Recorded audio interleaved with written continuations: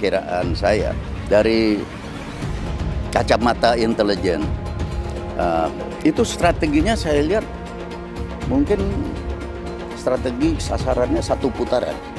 Jadi kalau menurut perkiraan intelijen ini hari, dan kalau tidak ada perubahan yang signifikan,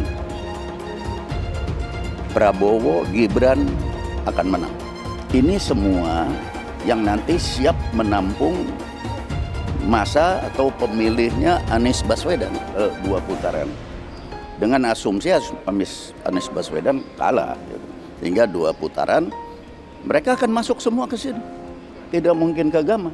Itu analisa saya. Untuk seorang nasionalis, tempat berdiri saya hanya 1. Bukan pasang kaki, enggak. Pasang kaki 2, 3, enggak. Hanya pasang kaki di 1 tempat, yaitu di tempat orang-orang yang nasionalis, yang berwawasan kebangsaan, yang berfilsafat hidup Pancasila. Seperti Prabowo itu menyatukan diri dengan Jokowi waktu sesudah Pilpres, bersatu lagi. Mereka bersatu karena punya satu wawasan kebangsaan, punya prinsip bahwa seorang nasionalis harus 1. Kalau sekarang sampai 2, itu menurut saya itu yang salah, bukannya saya yang salah.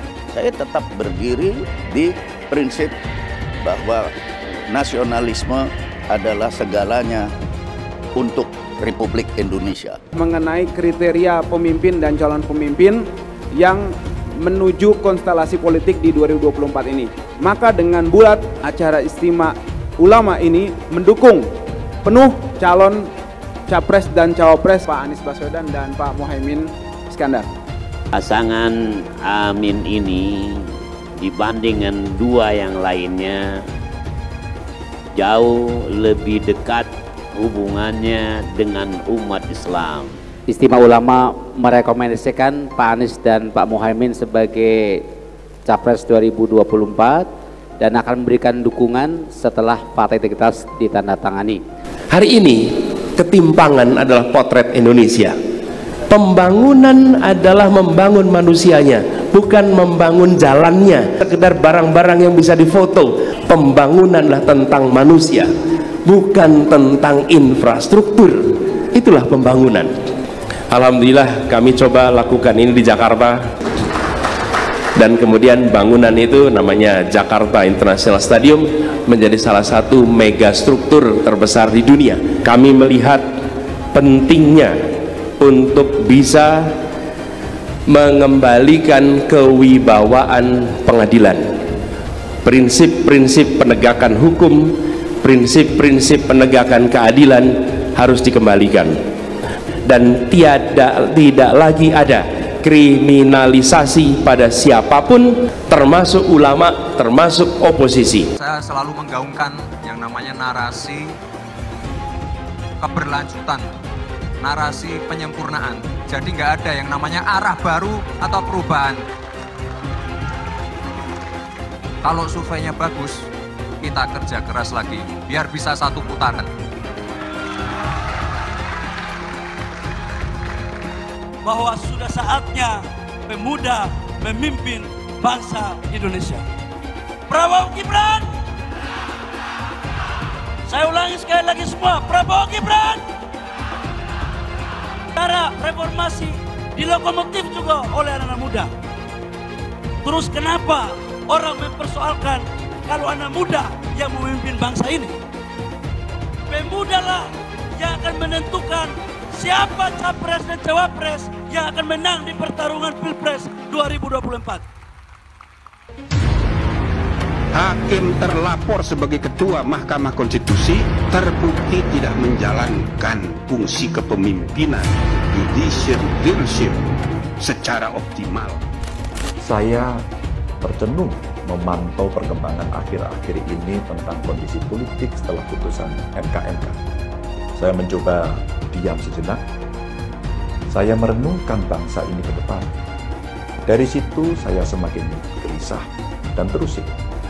Mengapa sebuah keputusan dari sebuah proses dengan pelanggaran etik berat dapat begitu saja lolos? Apa ada bentuk pertanggungjawabannya kepada rakyat secara hukum? Mengapa keputusan dengan masalah etik, di mana etik menjadi landasan dari hukum, masih dijadikan rujukan dalam kita bernegara? Saya berbicara sebagai bagian dari warga, sebagai bagian dari rakyat yang ikut gelisah melihat demokrasi dan keadilan yang sedang mau dihancurkan. Kita akan memastikan sejarah yang terang, memastikan demokrasi dan keadilan sampai selamanya. Diam bukan sebuah pilihan. Mimpi yang diimpikan sendirian hanya akan menjadi mimpi. Mimpi yang diimpikan bersama adalah kenyataan. Apa yang terjadi di Mahkamah Konstitusi akhir-akhir ini telah menyadarkan kita semua bahwa berbagai manipulasi hukum kembali terjadi. Itu semua akibat praktek kekuasaan yang telah mengabaikan kebenaran hakiki politik atas dasar nurani. Keputusan MK tersebut menjadi bukti bahwa kekuatan moral, politik kebenaran, dan politik akal sehat tetap berdiri kokoh meski menghadapi rekayasa hukum konstitusi. Rekayasa hukum tidak boleh terjadi lagi. Hukum harus menjadi alat yang menghadirkan kebenaran. Hukum harus menjadi alat mewujudkan keadilan. Hukum harus menjadi alat mengayomi seluruh bangsa dan negara Indonesia. Kita semua tentunya sangat-sangat prihatin dan menyayangkan mengapa hal tersebut sampai terjadi. Karena itulah, dalam situasi seperti ini, mari kita kawal pemilu 2024 dengan nurani dan sepenuh hati. Kita jadikan pemilu 2024 sebagai momentum untuk mendapatkan pemimpin terbaik yang benar-benar mewakili seluruh kehendak rakyat Indonesia, mengayomi agar Indonesia menjadi bangsa hebat, unggul, dan berdiri di atas kaki sendiri. Hendaknya masyarakat menyongsong dan melaksanakan pemilu dengan jujur dan adil, luber, jurdil, sesuai dengan ketentuan Undang-Undang Dasar. Itu hak konstitusional. Jangan pernah curang, karena kecurangan, kesewenang-wenangan, pemaksaan dan penipuan di dalam pemilu itu tidak akan pernah memberi untung. Kalau Indonesia melahirkan pemimpin karena kecurangan di dalam pelaksanaan pemilu, maka Indonesia tidak akan pernah baik. Maka kepada siapapun yang ingin Indonesia ini baik, mari kita laksanakan pemilu ini untuk memberikan kesempatan kepada rakyat secara bebas menentukan pilihannya sendiri. Oleh sebab itu, siapapun yang melawan aspirasi rakyat, yang menekan-nekan rakyat dengan cara tidak fair, maka aspirasi masyarakat itu akan mencari jalannya sendiri untuk menuju kemenangannya. Ingat ini. Baliho Bapak dicopot, Pak. Pak, di center, Pak. Baliho Bapak dicopot sebelum kedatangan ini. Siapa yang nyopot? Satpol PP, Pak. Satpol PP. Coba nanti ditanyain ke Satpol PP kok dicopot kenapa? Gini Pak Presiden, kita supaya hiruk-pikuk ini berhenti, supaya people power yang saya khawatirkan nggak terjadi, mendingan Pak Presiden mundurin diri deh. Jadi enak gitu loh. Jadi kita juga nggak punya suuzon. Nah, bener nggak? Saya ini rakyat ya, kan jadi saya usul-usul terus nih. Dia bantuin Kaisang sampai kemana nih? Bapak bantuin Gibran sampai kemana nih gitu kan? Jadi pertama, apakah presiden ini cawe-cawenya sampai sekian jauh gitu loh? Saya nggak ngerti juga ya, karena walaupun itu hak beliau, tapi kenapa? Saya perlu tahu. Rakyat mesti tahu kenapa percepatan ini terjadi. Saran saya supaya tidak semakin kita terombang-ambing.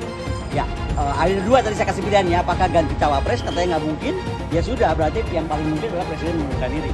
Kalau dibilang nggak ada aturannya, ya karena memang juga nggak ada pernah presiden ngajuin anaknya jadi cawapres saat dia menjabat kan. Nah, yang pasti kalau buat saya, dibandingkan misalnya Pak Gibran jadi maju gitu, Mas Gibran gitu ya, ya saya pilih Ganjar sama Mahfud lah, karena lebih teruji kan. Anda jadi wali kota baru 2 tahun, 3 tahun kan belum teruji juga. Ini urus negara loh, mau jadi presiden loh. Kalau Anda belum lengkap, belum pernah di legislatif, belum nasional ya maksudnya DPR, kan DPR belum ngerti nih pemerintahan seperti apa. Anda belum pernah di eksekutif yang tingkat provinsi, Anda nggak ngerti jadi presiden nanti. Ini bukan soal belajar coba-coba loh. Ini negara dipertaruhkan untuk 2045. Kita kan mau mencapai 100 tahun ini mau jadi apa? Kalau coba-coba, ini negara sebentar lagi 300 juta penduduk kita. Mana boleh kita kasih orang coba-coba. Saya tidak meremehkan anak muda ya. Anak muda bisa lebih kreatif gitu ya. Tapi bicara tata negara harus mengerti konstitusi. Anda bukan hanya untuk berani untuk maju. Kalau cuma berani maju, banyak bisa kita pilih orang berani maju. Tapi yang lengkap dengan track record ini kan butuh waktu pembuktian. Pasti Pak Ganjar, Pak Mahfud yang lebih pengalaman. Saya tidak mau anak cucu saya harus nunggu sekian tahun lagi. Pengalaman Jakarta gitu kan, nunggu lagi mundur. Males sudah. Jadi kita nggak usah coba-coba deh. Udah jangan dengerin janji-janji manis orang.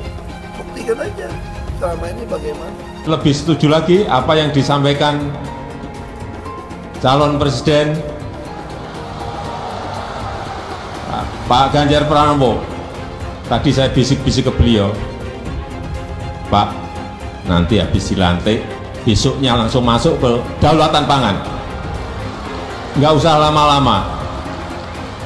Perencanaannya disiapkan sekarang, begitu dilantik besok langsung masuk ke kerja kedaulatan pangan. Sehingga swasembada pangan, ketahanan pangan, kedaulatan pangan itu betul-betul kita miliki. Dan saya yakin Pak Ganjar mampu menyelesaikan ini. Ya kita jujur aja ngomong, kalau Anda mau jadi presiden dan wakil presiden, nah kalau tanya sama saya, kamu mau jadi politisi, mau jadi apa sih? Ya kalau nggak beres negara ini, ya saya mau jadi presiden. Kan cuma jadi presiden bisa cepat membereskan itu. Coba lihat, kayak di DKI, kok nggak ada Ahok, nggak ada demo. Kalau Ahok nggak nyalon kan nggak ada masalah kemarin. Coba kalau ada Ahok, jadi Ahok itu adalah orang yang tidak boleh di politik. Karena dia membuat bangsa ini tidak bisa bersatu. Dia terbalik-balik.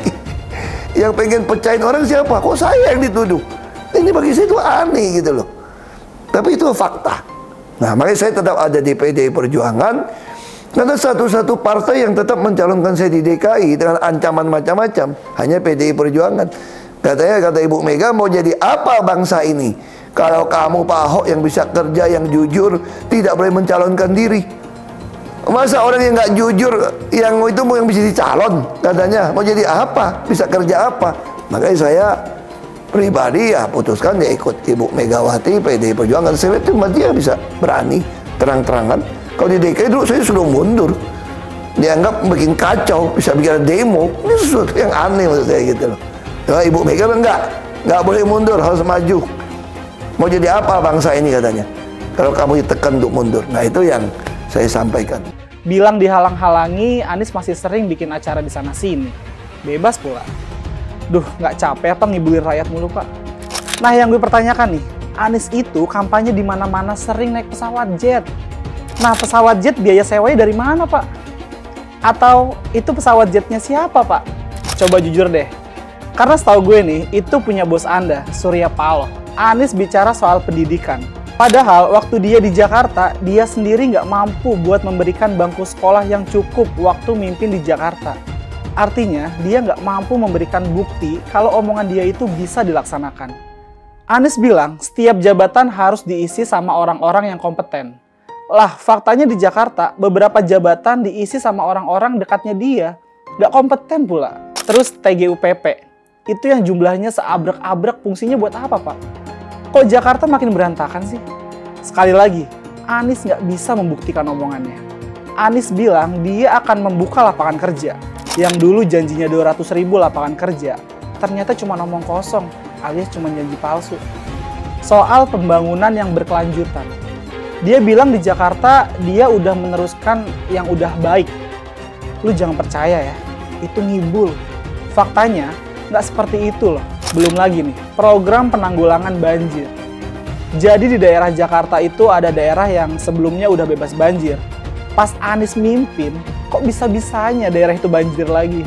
Gimana nggak banjir kalau kalinya udah nggak pernah dikeruk sama dibersihin, Pak? Kalau soal Jakarta, gue bisa bicara banyak deh. Jadi gue saksi bobroknya kepemimpinan Anies di Jakarta. Dan gue bisa pastiin, omongan manisnya Anies soal apa yang dia lakukan waktu mimpin Jakarta itu banyak nibulnya. Milih Anies dan Imin setidaknya sudah menyelamatkan Indonesia dari kehancuran. Gus Dur saja dikudetanya, apalagi rakyat. Yang satu memang jago kata-kata, jago beretorika, nggak kelawan kalau soal kata-kata. Di sisi lain, kita sama-sama melihat yang sudah ditulis pakai tangan dia sendiri, pakai hati dia sendiri, lagi dia ingkari, apalagi hanya mengandalkan kata-kata dan janji. Pun demikian dengan janji Cak Ponimin. Gus Muhaimin memberikan program siapapun yang hamil yang ada di muka bumi Indonesia ini akan diberikan tunjangan selama hamil. Karena itu yang masih jomblo secepatnya nikah, hamil, dibiayai kehamilannya oleh Gus Muhaimin. Akan mendapatkan subsidi, akan mendapatkan tunjangan rata-rata 6 juta selama kehamilan. Gus Muhaimin dan PKB menang. Semua yang punya sepeda motor, BBM-nya kita subsidi gratis tanpa biaya. Siapa yang di sini punya sepeda motor?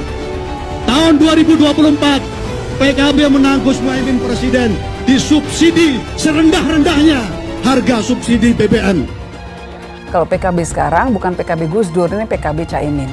Jadi beda, PKB-nya sudah beda. Jadi nggak bisa lagi menurut saya, memang masih tetap jualan nama Gus Dur, itu ada larangannya jelas sekali. Tapi ya namanya orang masih mencuri-curi, kebiasaan kayaknya mencuri-curi. Mencuri partai, sekarang mencuri gambar. Gus Dur pendiri partai, orang yang dikatakan oleh Caimin sebagai guru politiknya, malah dikudeta, apalagi rakyat. Susah kan mau milih pemimpin seperti itu nanti? Pak Prabowo hari ini adalah calon presiden dari Partai Gerindra. Saya sampaikan berkali-kali bahwa saya tidak ingin menjegal, saya tidak mau menjadi orang yang dibawa untuk berhadapan dengan Pak Prabowo dan menghentikan Pak Prabowo. Saya tidak mau.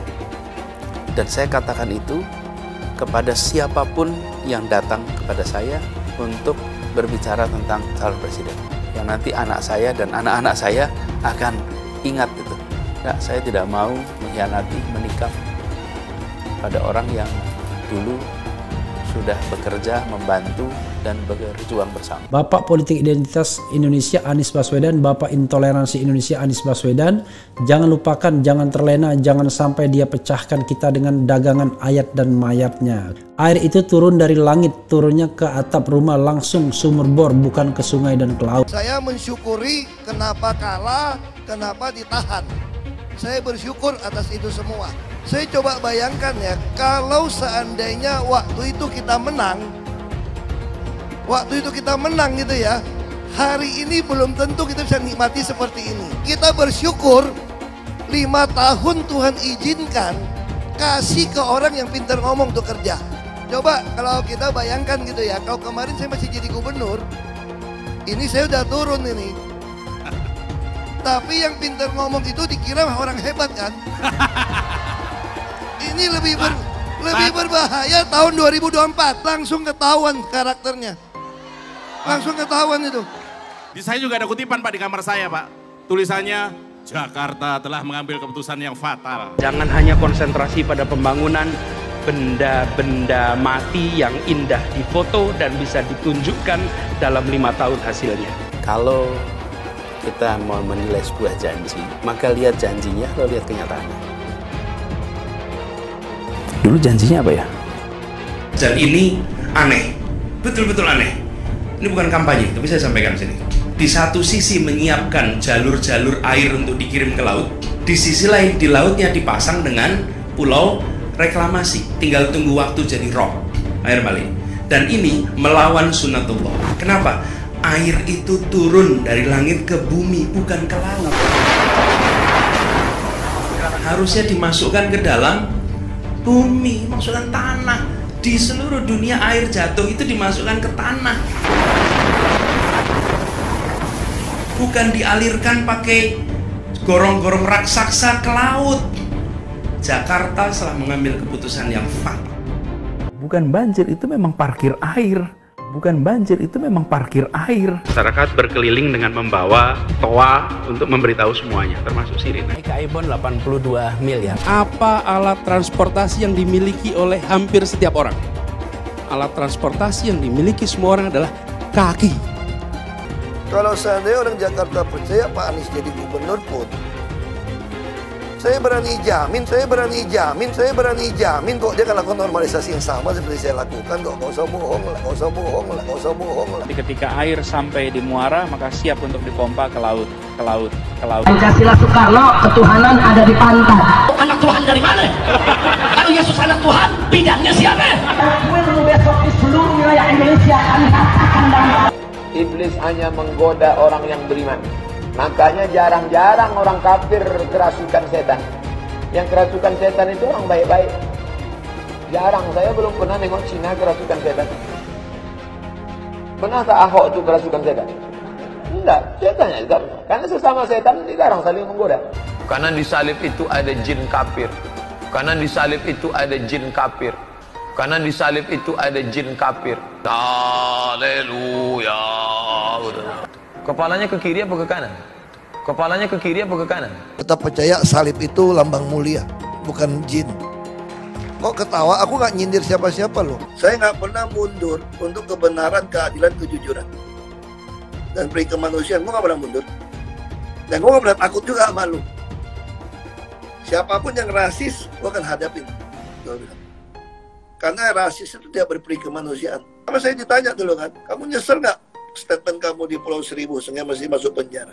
Tidak pernah nyesel, karena saya mengatakan kebenaran. Anies merupakan antitesis daripada Pak Jokowi.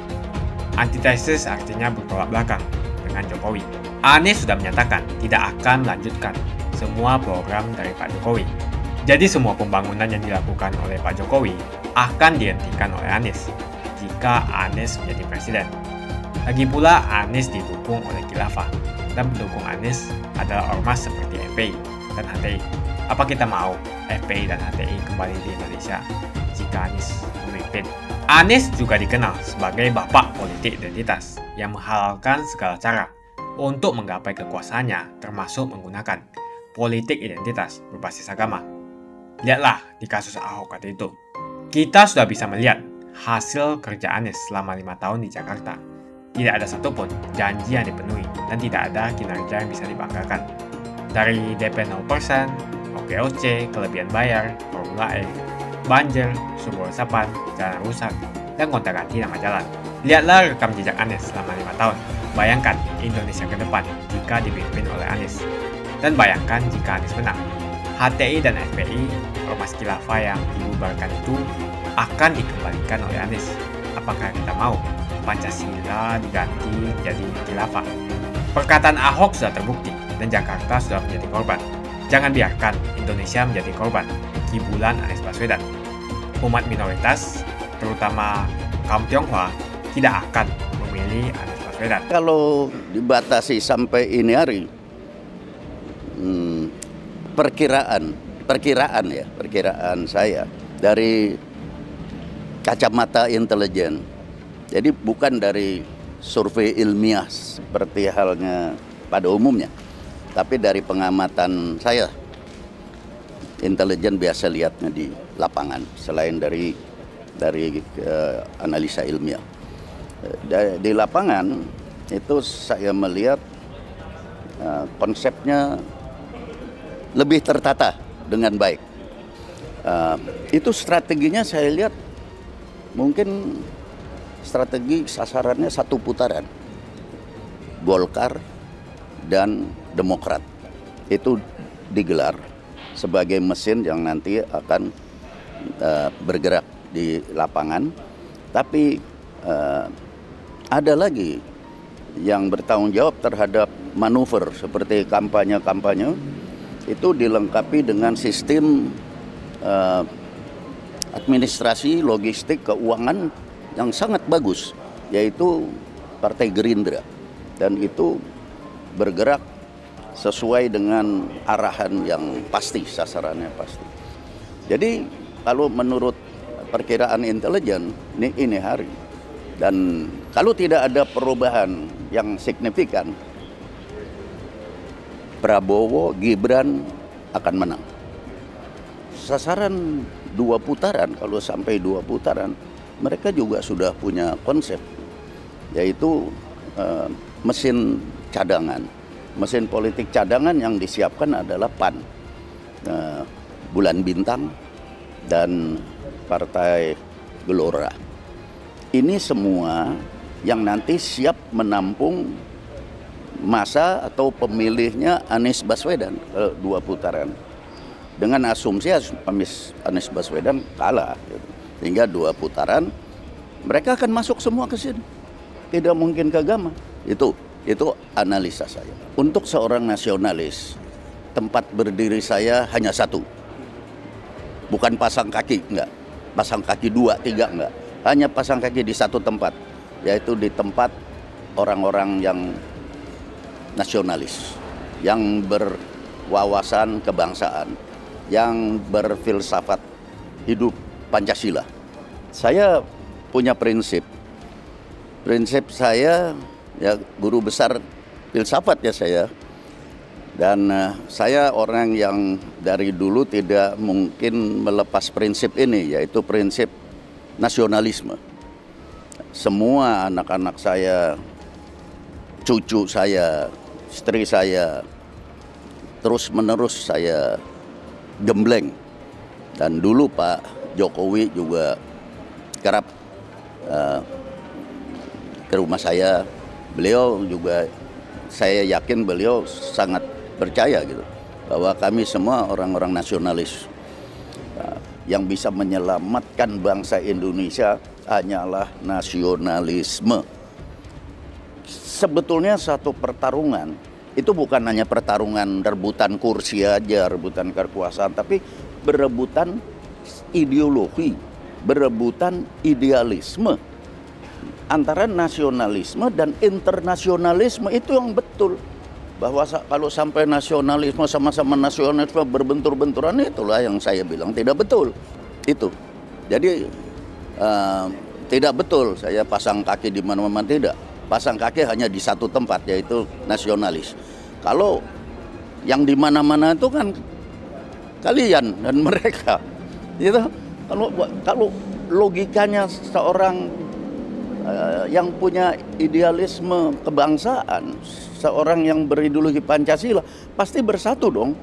Seperti Prabowo itu menyatukan diri dengan Jokowi waktu sesudah Pilpres, bersatu lagi. Mereka bersatu karena punya satu wawasan kebangsaan, punya prinsip bahwa seorang nasionalis harus satu. Kalau sekarang sampai 2, itu menurut saya itu yang salah, bukannya saya yang salah. Saya tetap berdiri di prinsip bahwa nasionalisme adalah segalanya untuk Republik Indonesia.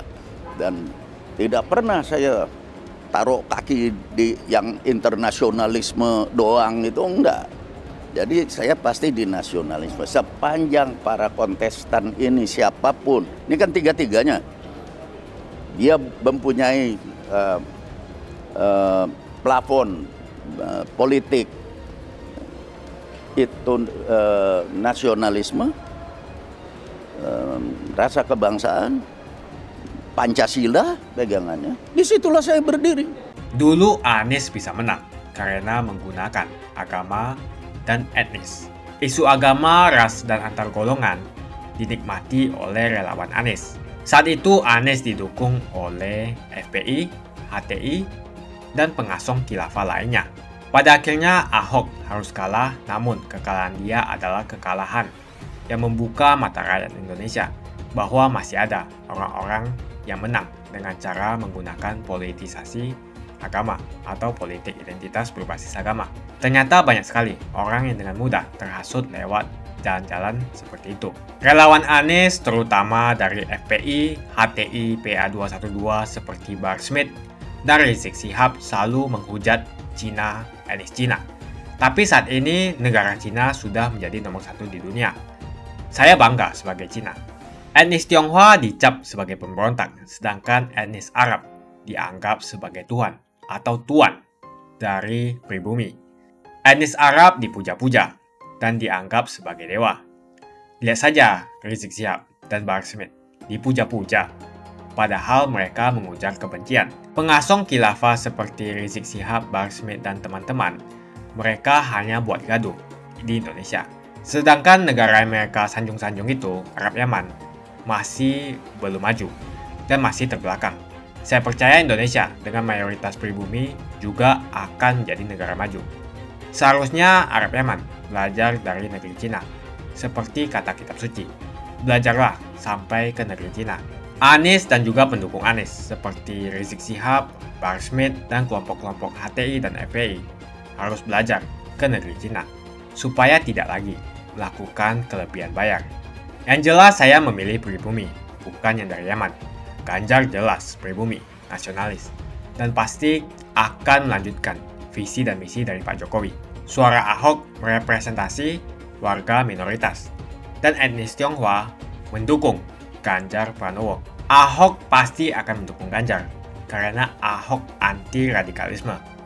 Ahok yang jelas tidak akan mendukung Anies Baswedan, karena Anies Baswedan didukung oleh kelompok khilafah, HTI, dan FPI, ormas terlarang itu. Anies merupakan antitesis daripada Pak Jokowi, dan diragukan kenasionalisannya, apalagi pribumiannya. Antitesis artinya bertolak belakang dengan Jokowi. Anies sudah menyatakan tidak akan melanjutkan semua program dari Pak Jokowi. Jadi semua pembangunan yang dilakukan oleh Pak Jokowi akan dihentikan oleh Anies jika Anies menjadi presiden. Lagi pula Anies didukung oleh khilafah, dan pendukung Anies adalah ormas seperti FPI dan HTI. Apa kita mau FPI dan HTI kembali di Indonesia jika Anies memimpin?